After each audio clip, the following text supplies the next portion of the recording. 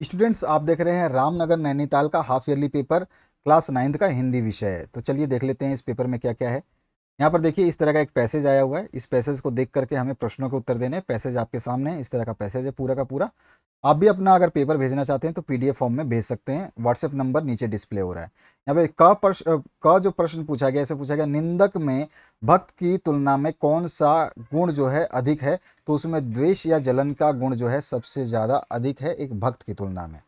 दूसरा जो क्वेश्चन पूछा है, संतों ने निंदक को अपने आंगन में कुटिया बनाकर रखने को का आग्रह क्यों किया है। तो इसका आंसर यहाँ पे लिखा है पैसेज में, निंदक अधिक मन लगाकर अधिक अपनेपन के साथ अधिक भाव विभोर होकर के निंदा करते हैं, यानी बुराई करने वाले बहुत ही मजबूती से बुराई करते हैं। यही कारण है कि संतों ने निंदक को अपने आंगन में कुटिया बनाकर रखने का आग्रह किया है, ताकि वो बार बार आपको निंदा करते रहे और बार बार आप जो है उसकी निंदा सुन करके अपने आप को सुधारते रहो। इसका जो नेक्स्ट क्वेश्चन है, किस निंदा को जो है यहाँ पर सीमित निंदा कहा गया है। तो द्वेष के कारण की जाने वाली निंदा को जो है सीमित निंदा कहा गया है। उपयुक्त गद्यांश का जो उपयुक्त शीर्षक क्या हो जाएगा, तो इसमें निंदा रस जो है इसका उपयुक्त बिल्कुल शीर्षक सही है। इसका जो नेक्स्ट क्वेश्चन है, इसमें पूछा क्या गया है आपसे, बेरोजगारी का अर्थ और बेरोजगारी के कारण और बेरोजगारी के दुष्परिणाम और बेरोजगारी के साधन, यानी कि बेरोजगारी की समस्या के ऊपर आपको निबंध लिखना है। या तो फिर आपसे पूछा गया है गणतंत्र दिवस के ऊपर जो है आप निबंध लिख के प्रस्तावना और मनाने का स्वरूप क्या है, क्यों मनाया गया है और संदेश क्या है। इसके अलावा जो क्वेश्चन पेपर में तीसरा क्वेश्चन पूछा गया है, अपने प्रधानाचार्य को 3 दिन के अवकाश हेतु जो है प्रार्थना पत्र लिखना है। बहुत ईजी था, 5 नंबर मिलते हैं इससे। या फिर आप कक्षा में प्रथम स्थान प्राप्त करने पर अपने मित्र को बधाई पत्र लिखो, तो ये भी आप आसानी से लिख सकते हो। इसके बाद है, निम्नलिखित शब्दों में उपयुक्त उपसर्गों और प्रत्ययों को अलग करना है। तो यहाँ पे उपनिरीक्षक में जो है उप जो है आपका उपसर्ग हो जाएगा। यहाँ पर जो है संहार में सम जो है आपका जो उपसर्ग हो जाएगा। यहाँ पे गाड़ीवान में जो वान है प्रत्यय हो जाएगा। और धार्मिक में जो है धर्म प्लस में इक जो है आपका जो है प्रत्यय हो जाएगा। तो इस तरह से हमने उपसर्ग आगे बता दिए हैं और दो क्वेश्चन यहाँ पर दो जो है आपके प्रत्यय बताए गए हैं और दो में उपसर्ग बताए गए हैं। इसके बाद जो आपका नेक्स्ट क्वेश्चन है उसकी बात करते हैं। यहाँ पूछा गया है निम्नलिखित शब्दों के पर्यायवाची शब्द लिखने हैं। चंद्रमा का क्या होता है, शशि होता है, कला होता है, चांद होता है, सारंग होता है, चंदा होता है, बहुत सारे हैं ना। इसके बाद में समुद्र का क्या हो जाएगा, सागर हो जाएगा, सिंधु हो जाएगा, जलधाम हो जाएगा, रत्नाकर हो जाएगा। इसके बाद जो नेक्स्ट क्वेश्चन है, निम्नलिखित मुहावरों में से किन्हीं दो का अर्थ लिख करके वाक्य में प्रयोग करना है।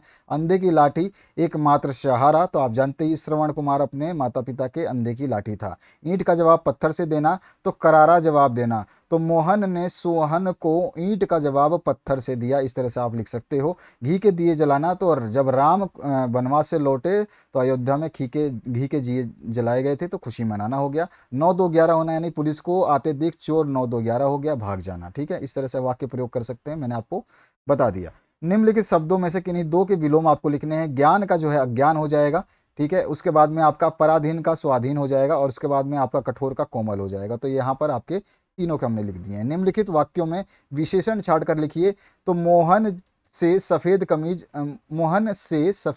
पहन रखी है, तो से नहीं है यहाँ पे, मोहन ने। यहाँ पे मिस्टेक है, प्रिंटिंग मिस्टेक है, अर्धवार्षिक में मिस्टेक होती रहती है, कोई बड़ी बात नहीं है। मोहन ने सफ़ेद कमीज पहन रखी है, तो कमीज तो पहन रखी है लेकिन उसकी क्या विशेषता है, वो सफ़ेद है, यही उसकी विशेषता है। इसके बाद गाय हरी घास खाती है। गाय घास तो खाती है लेकिन कैसी घास खाती है, तो हरी घास खाती है, तो हरी इसकी विशेषण हो जाएगी। इसके बाद में आपका निम्नलिखित काव्यांशों को पढ़ करके जो है नीचे दिए गए प्रश्नों के उत्तर देने हैं। यहाँ पर आप ये पूरा का पूरा काव्यांश जो है पढ़ सकते हैं और इसमें प्रश्नों के उत्तर जो है इस प्रकार से होंगे।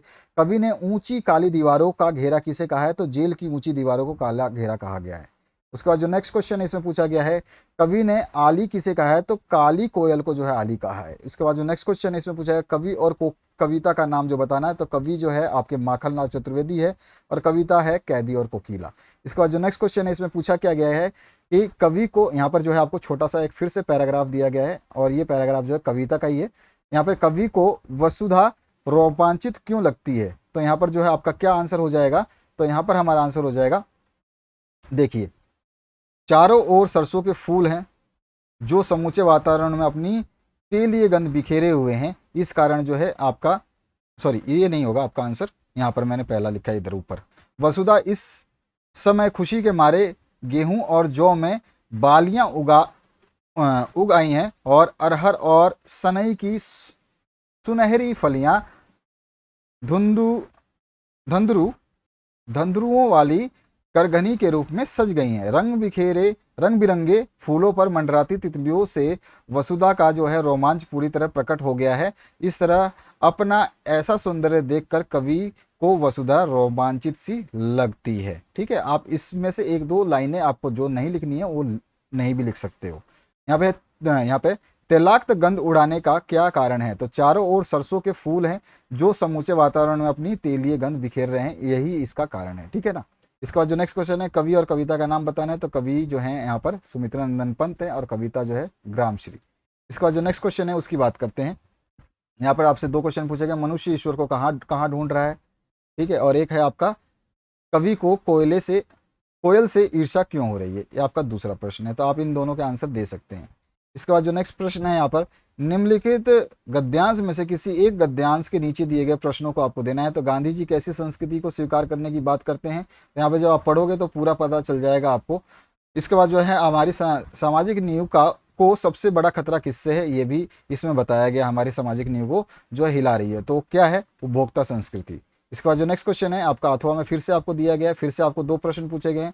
सालिम अली एयरगन से घायल चिड़िया ने उनका जीवन कैसे बदल दिया, और पाठ और लेखक का नाम बता देना है। इसके बाद निम्नलिखित प्रश्नों के उत्तर देने हैं, इसमें भी दो देने हैं आपको। ठीक है, तो यहाँ पर जो है छोटी बच्ची को बैलों के प्रति प्रेम क्यों मढ़ाया है, और इसमें है लेखक जो है लंकोर के मार्ग में अपने साथियों के किस कारण जो है बिछड़ जाता है, और इसके बाद में लेखक ने उपभोक्ता संस्कृति को हमारे समाज के लिए चुनौती क्यों कहा है। इसके बाद जो नेक्स्ट क्वेश्चन है उसमें पूछा गया आपसे कि इन दो प्रश्नों के उत्तर देने हैं यहाँ पर भी आपको।